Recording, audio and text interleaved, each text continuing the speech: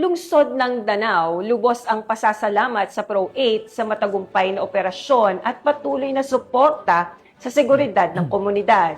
Magbabalita dyan si Patrolwoman Cristel Palafox.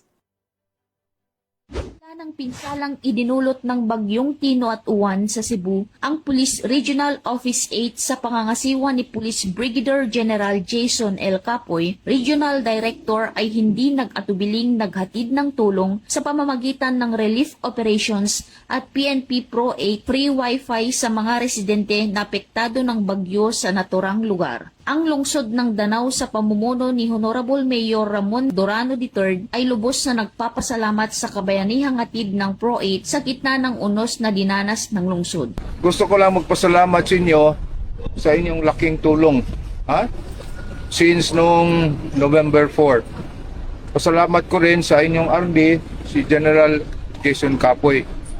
Ang laking tulong ninyo sa operations namin, especially sa relief operations. Pati din sa mga commanding officers ninyo. Sa kabila ng mga pagsubok na nararanasan sa ating bansa, ang Police Regional Office 8 ay nananatiling matatag at tapat sa sinumpang tungkulin na maghatid ng serbisyong pampubliko. Patunay ng kanilang walang sawang dedikasyon sa serbisyong may malasakit sa anumang dako ng bansa. Salamat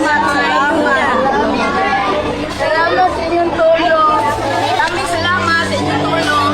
Salamat. Mula dito sa Eastern Visayas, ako ang inyong PNN correspondent, Patrolwoman Palafox, alagad ng batas, tagataguyod ng Balitang Pulis.